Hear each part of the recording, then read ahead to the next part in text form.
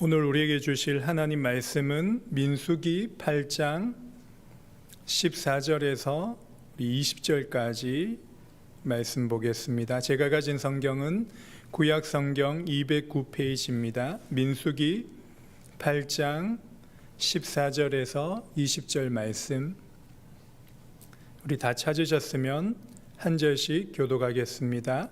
14절입니다. 너는 이같이 이스라엘 자손 중에서 레위인을 구별하라. 그리하면 그들이 내게 속할 것이라. 내가 그들을 정결하게 하여 요제로 드린 후에 그들이 회막에 들어가서 봉사할 것이니라. 그들은 이스라엘 중에서 내게 온전히 드림받은 자라.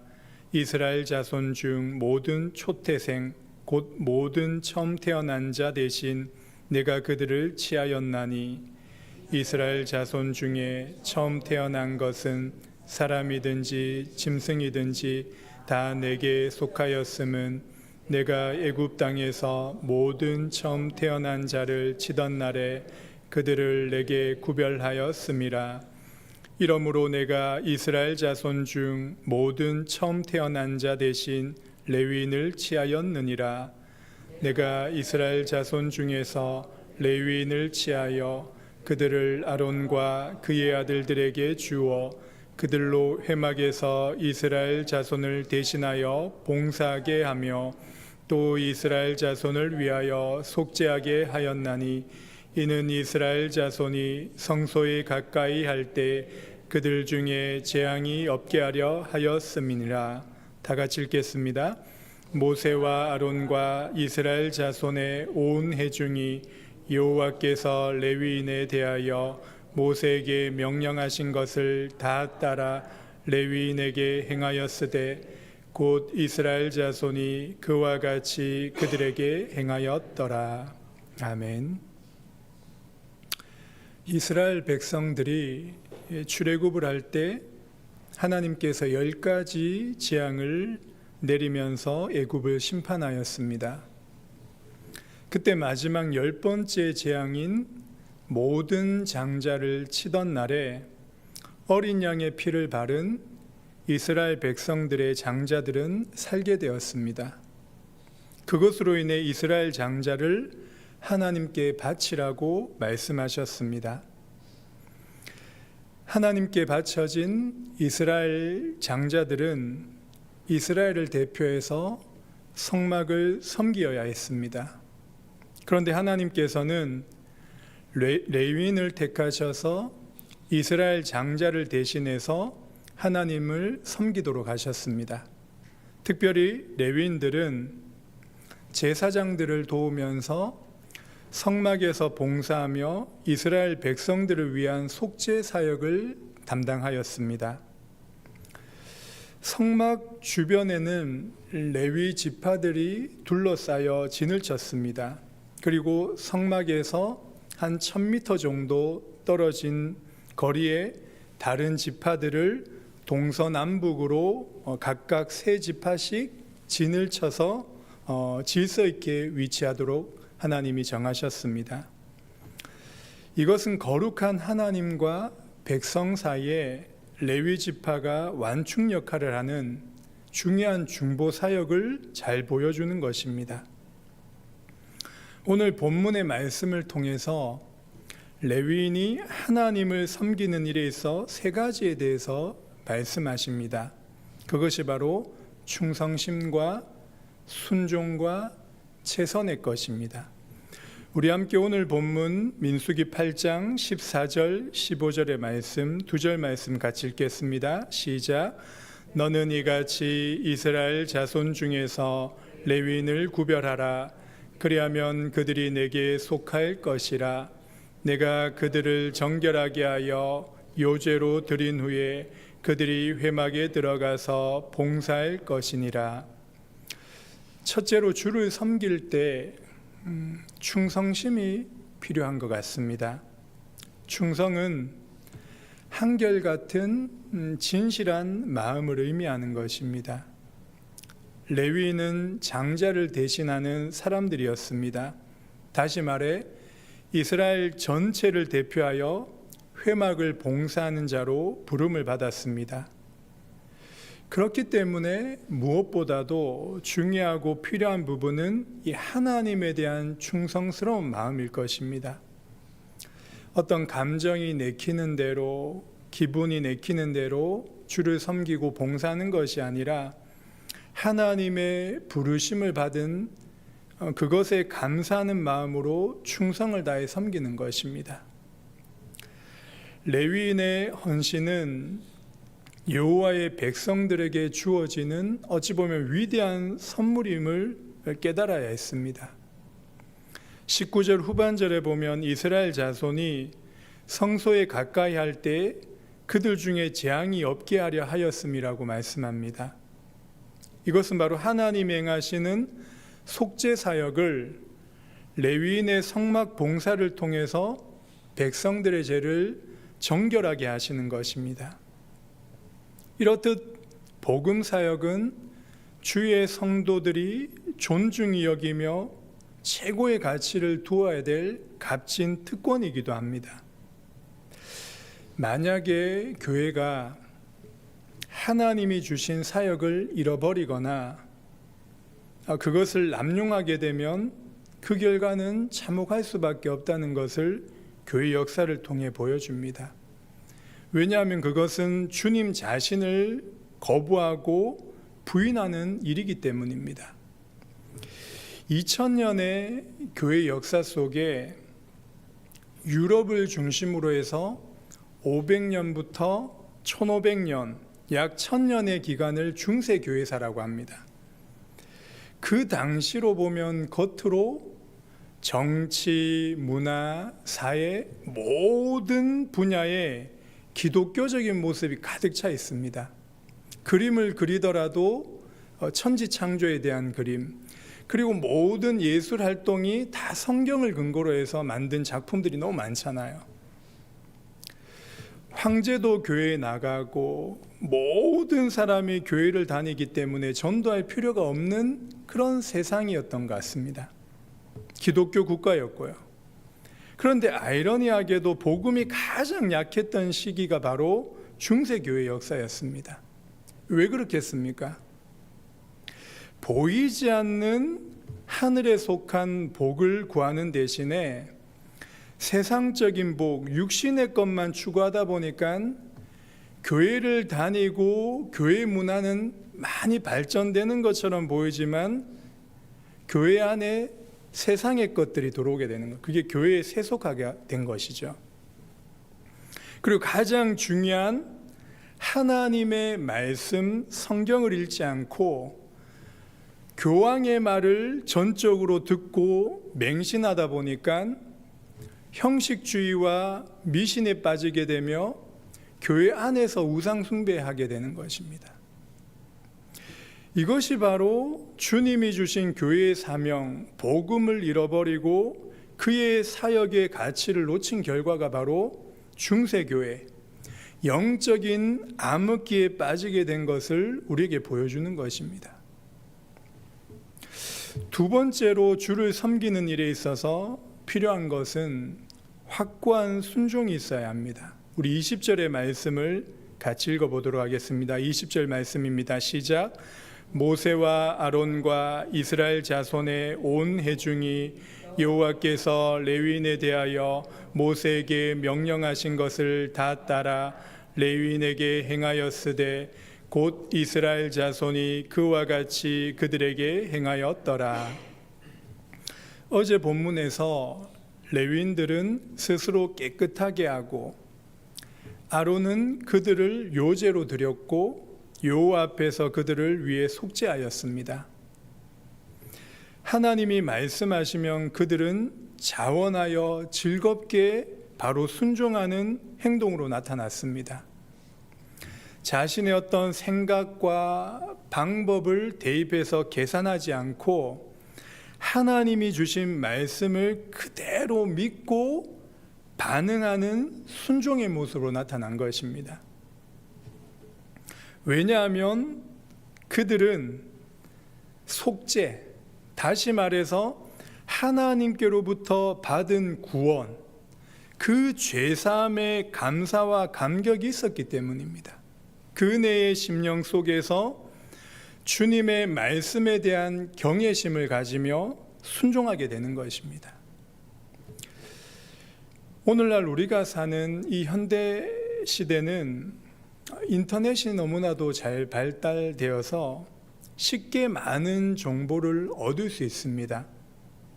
그리고 여러 분야의 전문가들의 말을 듣고 우리의 삶에 편안한 그런 부분이 많이 있잖아요.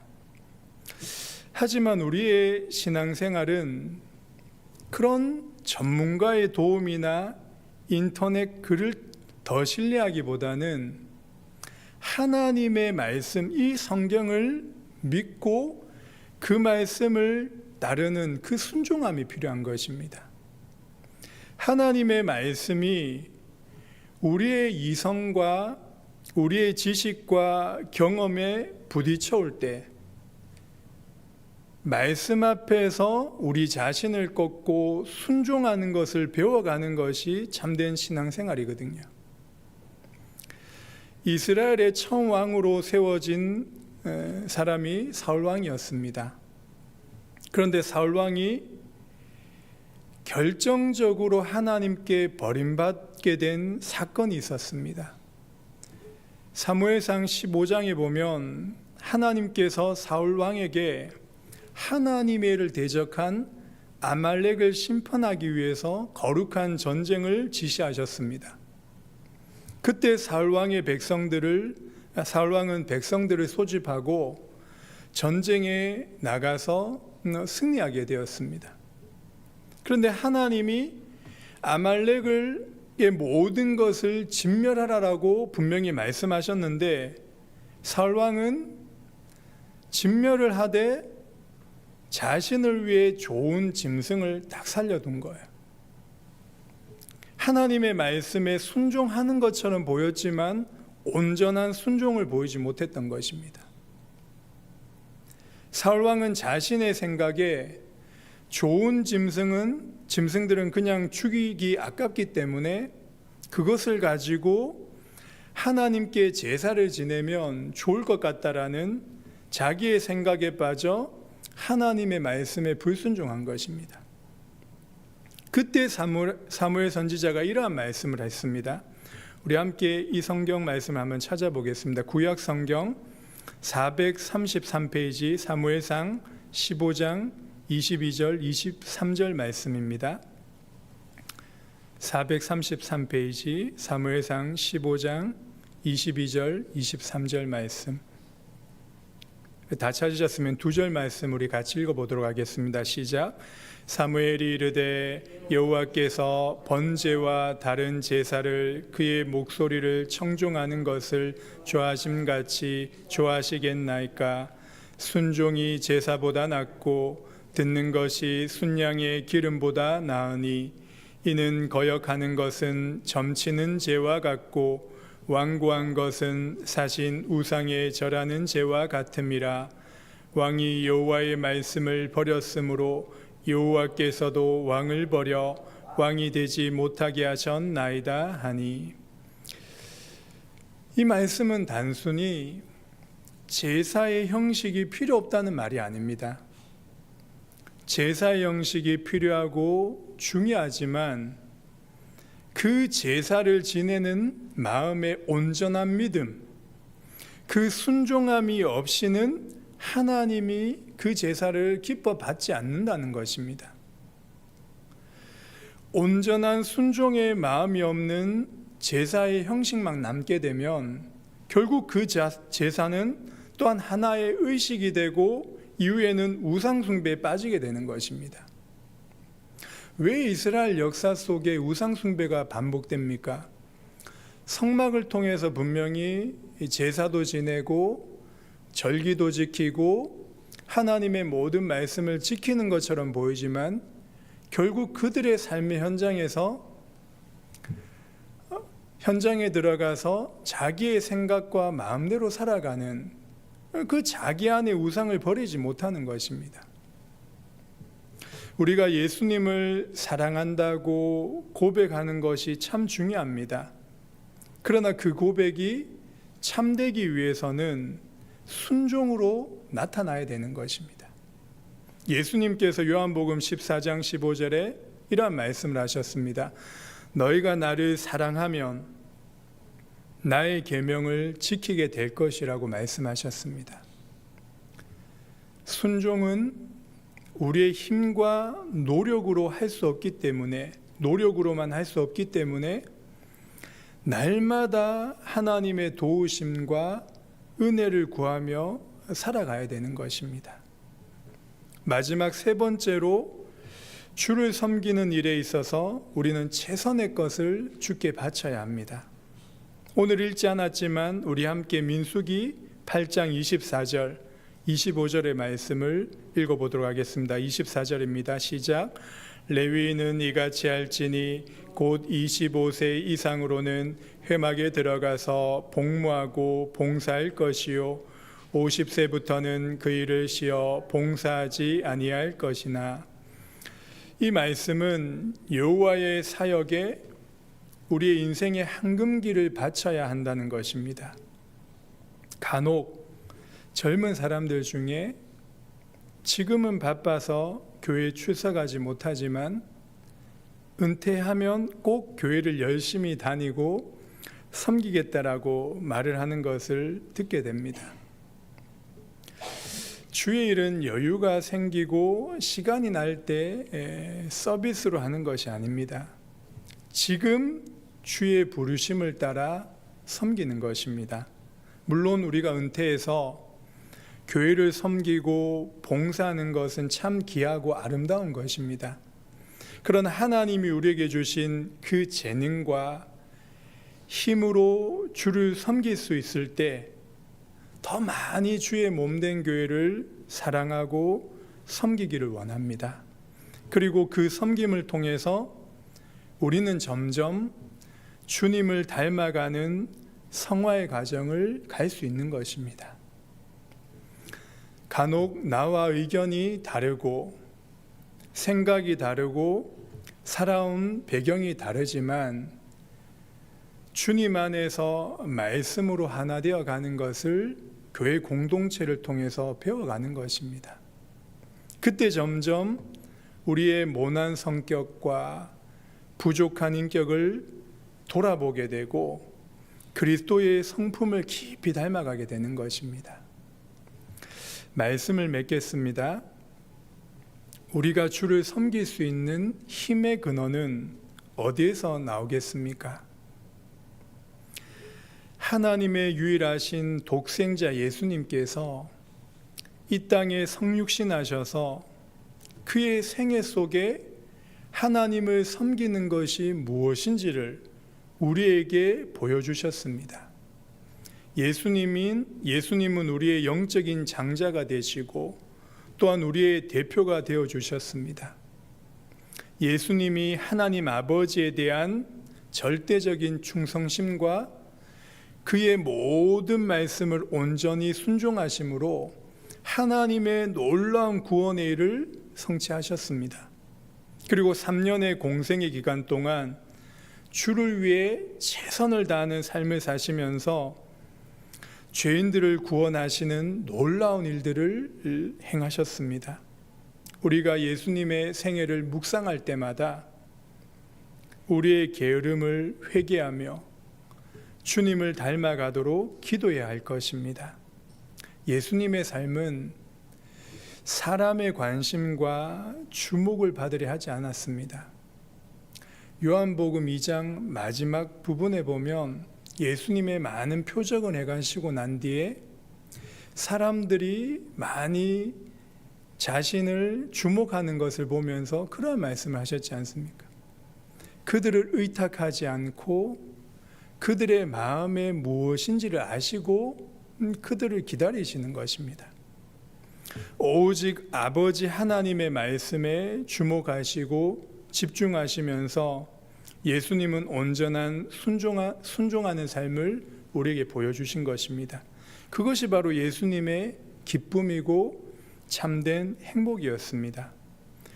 골로새서 3장 23절에 보면 무슨 일을 하든지 마음을 다하여 죽게 하듯 하고 사람에게 하듯 하지 말라.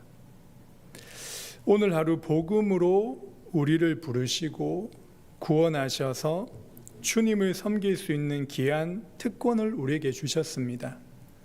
교회 봉사만이 아니라 우리의 가정과 직장과 삶의 모든 현장에서 충성스러운 마음과 순종과 최선을 다하며 믿음으로 살아가시기 바랍니다.